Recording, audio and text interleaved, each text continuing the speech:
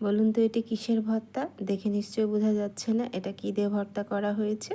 এটা বাদাম ভর্তা, এটা চীনা বাদাম দিয়ে ভর্তা করেছি আমি। আসসালামু আলাইকুম, কেমন আছেন সবাই? চলুন শুরু করা যাক কীভাবে আমি এই বাদাম ভর্তাটা তৈরি করেছি। প্রথমে আমি 3টা শুকনো মরিচ ভেজে নিচ্ছি।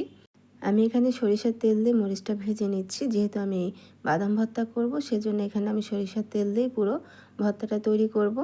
মরিচগুলো ভাজা হয়ে গেছে, এখন একই তেলে আমি হাফ কাপের মতো বাদাম দিয়ে দিলাম। বাদামটা এখন আমি ভেজে নিচ্ছি, তবে বাদামটা খুব বেশি মচমচা করে ভাজা যাবে না, বাদামটা একটু কাঁচা থাকতে হবে, যেহেতু এটি আমি ভর্তা করব।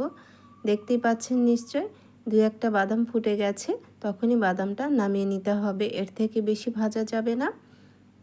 বাদামগুলো আমার ভাজা হয়ে গেছে, এখন আমি নামিয়ে নিয়েছি। এখন আমি একই তেলে দিয়ে দিয়েছি পেঁয়াজ, কাঁচামরিচ আর রসুন। পেঁয়াজগুলো একটু আমি মোটা করে দিয়েছি, আর 4টির মতো কাঁচামরিচ দিয়েছি, আর 5-6টি রসুনের কোয়া দিয়েছি। আমি এভাবে এখন পেঁয়াজটা একটু ব্রাউন কালার করে ভেজে নিয়েছি, আর এভাবে ব্রাউন কালার করে ভেজে নিলে বাদাম ভর্তাটা খেতে খুবই ভালো লাগে। খেয়াল রাখতে হবে যাতে পেঁয়াজটা বেরেস্তা না হয়ে যায়, একটু নরম নরম থাকে। পেঁয়াজগুলো আমার ভাজা হয়ে গেছে, এখন আমি চুলাটা বন্ধ করে দিয়েছি। এদিক থেকে বাদামগুলো ঠান্ডা হয়ে গেছে, এখন আমি ব্লেন্ড করে নিচ্ছি। আপনারা চাইলে পাটাতে বেটেও এই ভর্তাটি তৈরি করতে পারেন। বাদামগুলো আমি গুঁড়ো করে নিয়েছি, তবে একবারে মিহি গুঁড়ো করিনি, একটু দানাদার করে রেখেছি। এখন ওই একই বাদামের মধ্যে আমি যে আগে থেকে পেঁয়াজগুলো ভেজে রেখেছিলাম সেগুলো আমি দিয়ে দিলাম, আর দিয়ে দিলাম স্বাদ মতো লবণ, আর দিয়ে দিচ্ছি 1 টেবিল চামচের মতো সরিষার তেল। এখন এগুলো আমি আবারও ব্লেন্ড করে নেব, তবে খুব মিহি করে ব্লেন্ড করা যাবে না, তাহলে ভর্তাটা খেতে ভালো লাগবে না। আমি সবগুলো উপকরণ ব্লেন্ড করে নিয়েছি, দেখতেই পাচ্ছেন দানাদার আছে।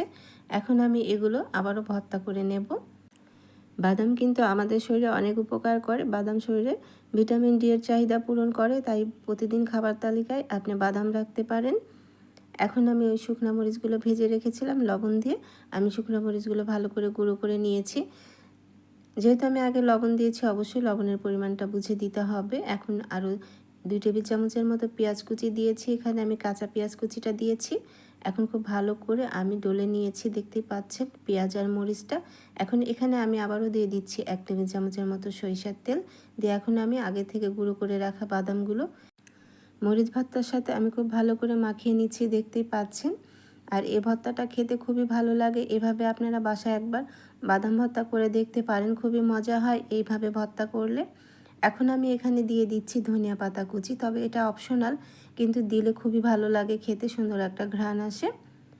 তৈরি হয়ে গেছে হাফ কাপ বাদাম দিয়ে, দেখতেই পাচ্ছেন কতগুলো বাদাম ভর্তা তৈরি হয়ে গেছে।